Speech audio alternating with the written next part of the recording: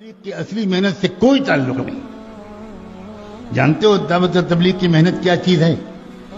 ایک نوجوان تھا جو حضرت مولانا الیاس رحمۃ اللہ علیہ سے بڑی محبت اس کو ہو گئی. کالج میں پڑھتا تھا اس زمانے میں، یا کوئی اور کام کرتا ہوگا، داڑھی منڈاتا تھا، کلین شیو تھا، لیکن اللہ کے دین کے لیے حضرت مولانا الیاس رحمۃ اللہ علیہ سے اس کو محبت ہو گئی.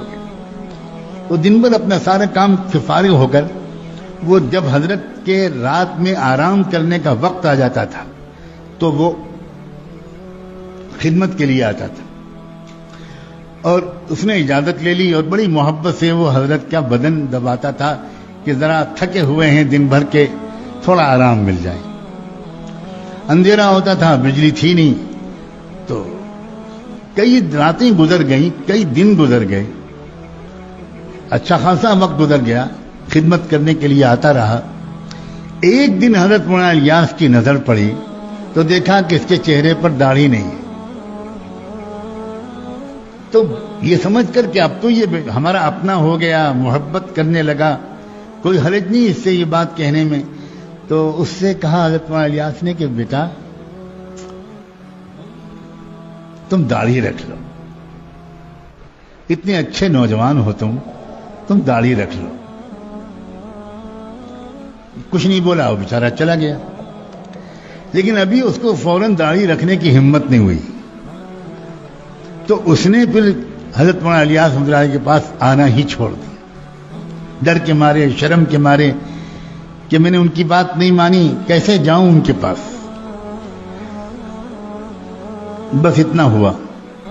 اب جب ایک دن نہیں آیا، 2 دن نہیں آیا، تو یہ ہے دعوت و تبلیغ. حضرت مولانا الیاس رحمۃ اللہ علیہ بے چین ہو گئے، اور بے چین ہو کر اس لڑکے کو برا بلا نہیں کہنا شروع کیا. اپنے ساتھیوں سے کہا کہ میری مغفرت کی دعا کرو، مجھ سے کتنی بڑی غلطی ہوئی ہے، میں بھی کیسا بے سلیقہ جلد باز انسان ہوں. اتنا پیارا اللہ کا بندہ آتا تھا اور میں نے جلد بازی میں اس سے کچھ کہہ دیا، اور وہ بیچارہ ابھی شاید عمل نہیں کر سکا، اور اس نے آنا بھی چھوڑ دیا. اب میں اس کو کہاں ڈھونڈوں؟ تو 2 رکعت صلاۃ الحاجت پڑھ کے نماز پڑھنی شروع کر دی. اللہ اس میں اس بندے کو بھیج دیجئے، میں اس سے معافی مانگ. اللہ ایسا نہ ہو کہ میری موت ہو جائے، میرا وقت آ جائے اور میں اس سے معافی نہ مانگ چکا ہوں. اللہ بھیج دیجئے اس کو، مجھے سمجھ میں نہیں آتا میں کہاں تلاش کروں اس کو.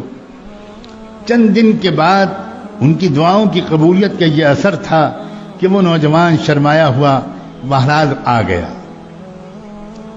لیکن آگے نہیں بڑھ رہا تھا.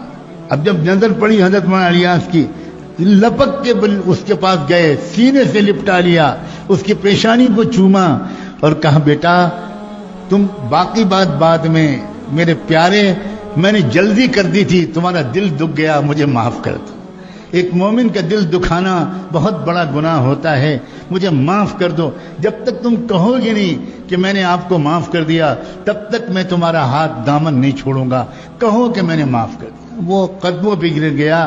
اس نے کہا حضرت مجرم تو میں ہوں، معافی مجھے مانگنی چاہیے، میں سنت رسول پر عمل نہیں کرتا، آپ کا دل دکھایا، پھر آپ کی بات بھی میں نے نہیں مانی، آپ الٹا معافی مانگ رہے ہیں. بس آج سے میں وعدہ کرتا ہوں اب میں داڑھی کو کبھی شیو نہیں کروں گا. اللہ کے بندو، اے خدا کے بندو، دین کی اصل حقیقت کو سمجھو. جب کسی انسان کے اندر دین کی اصل حقیقت اترتی ہے تو یاد رکھنا اس کی نظر لوگوں کے ظاہر سے پہلے اور ظاہر سے زیادہ ان کے باطن پر پڑتی ہے. وہ لوگوں کی خوبیاں ڈھونڈ لیتے ہیں.